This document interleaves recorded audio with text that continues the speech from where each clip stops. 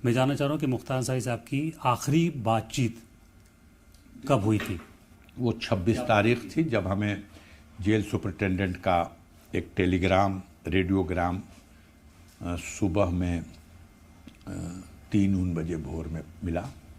थाने से लोग आए, दिए कि उनकी हालत ख़राब है, मेडिकल कॉलेज में बांदा में एडमिट है। मैं भाग के गया, मेरी मुलाकात हुई। उन्होंने बताया कि उनको रमज़ान का महीना था, सहरी के वक्त के खाने में उन्हें जहर दे दिया गया है और ये स्लो पॉइज़न है और मेरे जिस्म में इसका इतना असर हो चुका है कि मेरे पेट में गैस भर गई है, मेरे जिस्म की ताकत ख़त्म हो गई है और मुझे इलाज कराने के लिए किसी लखनऊ के हॉस्पिटल में ले चला जाए। यहाँ ये लोग बहानाबाजी कर रहे हैं, वक्त बिता रहे हैं, सिर्फ पेन किलर इंजेक्शन दे रहे हैं। मैंने रिक्वेस्ट किया, कहे लोग कि अरे साहब वहाँ ले जाने के लिए परमिशन लेना पड़ेगा, बजट स्वीकृत। हमने कहा हम ये सारा खर्च वहन करने को तैयार हैं उस परिजन की हैसियत से, आप इनको मेडिकल फैसिलिटी दीजिए। सुप्रीम कोर्ट का आर्डर भी है, लेकिन इन लोगों ने मंसूबा बना रखा था। मुख्तार से देखिए, जो कहा जाता है ना कि एक खौफ था, तो ज़रूर मैं तस्लीम करता हूँ, लेकिन कौन खौफज़दा थे? एक गरीब आदमी,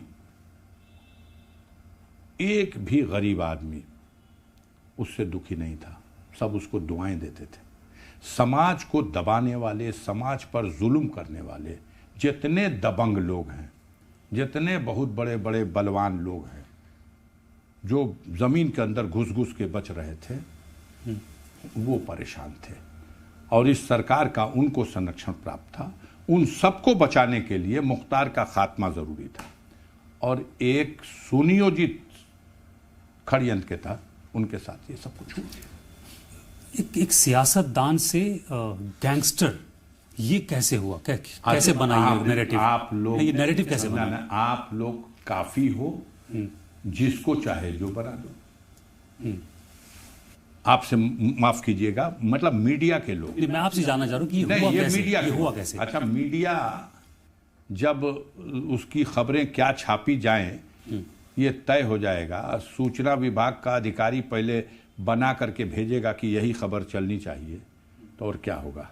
हम कहा हमारे क्षेत्र में कमज़ोर और गरीब की हिमायत में उसके पंथ में खड़ा हो जाना, उसके सफ में खड़ा हो जाना, यही हमारे परिवार का और मुख्तार का यही सबसे बड़ा अपराध था।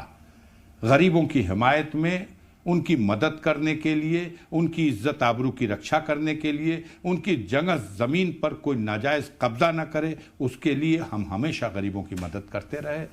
अब आप मीडिया के भाइयों की निगाह में और कुछ उसी मानसिकता के उन जो बड़े असली माफिया लोग हैं, उस माफियाओं को संरक्षण देने वाले तमाम बड़े बड़े पदों पर बैठे हुए अधिकारी, इन सबकी मिली साजिश से तमाम बड़े बड़े अपराधियों, गैंगस्टरों, माफियाओं और पदों पर बैठे हुए बड़े बड़े अधिकारियों, इन सबकी मिली भगत से इस तरह के हालात पैदा। चलिए, एक कहानी है जो मैं खुद से नहीं पूछूंगा आपसे, क्योंकि बहुत सारी कहानियां हैं। मैं चाहूंगा कि आप व्यूवर्स को खुद बताएं कि चूंकि मऊ वाला जो वाक़या हुआ था उसकी पीछे असली कहानी बता रहे हैं। असली कहानी ये है, मऊ के मुख्तार विधायक हैं जी। मऊ में विजयदशमी के पर्व के बाद जब भरत मिलाप का दिन था जी, उस दिन रात के वक्त जामा मस्जिद में तराबी हो रही थी, बगल में मैदान में दूसरे दिन भरत मिलाप होना था। जो सजावट बजावट करने वाले लोग थे, उन लोगों ने रात में ही रिकॉर्डिंग वगैरह लगा रखा था। लाउड स्पीकर सजा भी रहे थे और रिकॉर्डिंग कर भी रहे थे। मस्जिद के कुछ शरारती लड़के निकले, उन्होंने कहा कि इसमें डिस्टर्ब हो रहा है, इसलिए उन लोगों ने तार और खोल दिया। अब इसके रिएक्शन में 100% सच यही है, इसके रिएक्शन में वहाँ हिंदू युवा वाहिनी, जो योगी आदित्यनाथ का एक अलग संगठन है, उसके लोगों ने चौराहा जाम करके और रोक दिया रास्ता और कहा कि अब हम कल नहीं मनाएंगे भरत मिलाप। एसपीडीएम सारे लोग मना के थक गए। सुबह में 7 बजे बच्चे जब स्कूल जा रहे थे तो वहाँ बहुत ज़्यादा भीड़ रिक्शों की और गाड़ियों की लग गई। इसी दौरान कुछ जो धरने पर बैठे हुए लोग थे उनके बीच और वहाँ के जो मुकामी लोगों के बच्चे स्कूल जाने वाले थे उनके बीच कहा सुनी तू मैं गाली गलौज हुआ, फिर पथराव हुआ। उसी समय छत पर अपने खड़े होकर के ये हिंदू युवा वाहिनी का जो जिला अध्यक्ष था उसने खुद ही गोली चला दी। कई लोग घायल हो गए। यहाँ से दंगे की शुरुआत हो गई। अब पूरे शहर में ये बात जंगल की आग की तरह फैली। हर तरफ दुकानें बंद हो गई, भगदड़ मच गई। एसपी ने, डीएम ने थोड़ी देर तक कोशिश की निकल करके पुलिस लेकर के, कोई अतिरिक्त फोर्स नहीं थी। इन लोगों को समझ में आया कि मुख्तार साहब को भी बुलाया जाए। इन्होंने फ़ोन किया। मुख्तार साहब वहाँ से 50 किलोमीटर दूर अपने घर पे थे यूसुफपुर में। एसपी ने भी किया, डीएम ने भी कहा कि आप आ जाइए, यहाँ आपका क्षेत्र है, यहाँ दंगा हो रहा है और दंगा काबू के बाहर हो जाएगा तो बड़ा मुश्किल होगा आपके हम सबके लिए। मुख्तार हम भी घर पे थे। उन्होंने बताया हम थे। उन्होंने कहा ऐसी खबर आ रही है। हम कहा जाइएगा मत, यहाँ से जितना कंट्रोल करने के लिए कर सकते हैं लेकिन जाइएगा मत। और मैं चला गया ज़मानिया। इलेक्शन ज़िला पंचायत के सदस्यों का था। लेकिन वहाँ उनको बाद में और भी फ़ोन आए और वो चले गए। वहाँ जाने के बाद उस समय कर्फ्यू का अनाउंसमेंट हो रहा था। बताया गया कि डीएम और एसपी साहब दोनों कोतवाली में बैठे हुए हैं।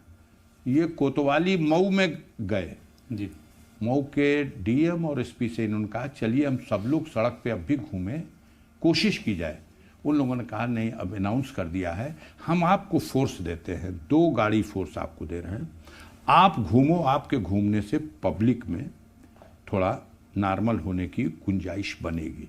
हम लोगों का इस तरफ घूमना ठीक नहीं है। ये जो लोग उनके साथ घूमे हैं, जो राइफल बंदूक दिखाते हैं, मेरा पूरी चुनौती है सारी व्यवस्था को जी। उसमें एक कोई निजी बंदूक किसी की हो, मुख्तार की या किसी की, वो सब पुलिस के लोग हैं जिसको वहीं के एसपी ने और डीएम ने दिया है सुरक्षा के लिए कि जाइए साथ और जाके इस दंगे को कंट्रोल कीजिए। जो आदमी दंगा कंट्रोल करने के लिए जा रहा, 2 कैमरामैन पीटा जा रहा मीडिया वालों का, भैया भैया भैया क्या हुआ, अरे हम लोगों को लूट रहे मार रहे हैं सब।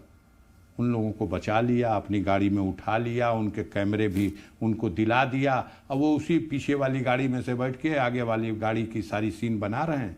उसमें भी कोई हर्ज नहीं। जगह जगह पर जा करके इन्होंने लोगों से, पब्लिक से अपील की कि दंगा न करिए, ये अच्छा नहीं है। और कोई भी संजीदा आदमी अपने चमन को जलता हुआ देखेगा तो वो पानी डालेगा, उसमें घी नहीं डालेगा। उन्होंने रोकने की कोशिश की लेकिन साजिश के तहत उस जो सीडी बनी उसमें से उनकी आवाज़ को गायब कर दिया गया। अब बगैर आवाज़ की सीडी आज भी चलती है और आपको हम कहिए तो उपलब्ध करा दें। यहीं राजू शुक्ला साहब की लाइब्रेरी से हम आकर के उस सीडी को ले गए जो आवाज़ के साथ थी। उसमें क्या कह रहे हैं? साफ साफ एक लफ्ज भी उसमें दंगा भड़काने का होगा, मैं सजा भुगतने के लिए। एग्जैक्टली क्या कह रहे थे? नहीं, उन्होंने जैसे हॉस्पिटल में एक लाश पड़ी थी तो उसने कहा कई लोग घायल हो गए हैं, बीएचयू के लिए रिफ़र कर दिया, मेरे पास एम्बुलेंस नहीं है। वहीं से टेलीफोन कर रहे हैं सीएमओ गाजीपुर को कि सीएमओ साहब आपके यहाँ 5 एम्बुलेंस हैं, आप कम से कम 2 एम्बुलेंस मऊ में भेज दीजिए, हालत बहुत ख़राब है यहाँ। कई लोग घायल भी हैं, कई लोगों को गोलियाँ लगी हैं।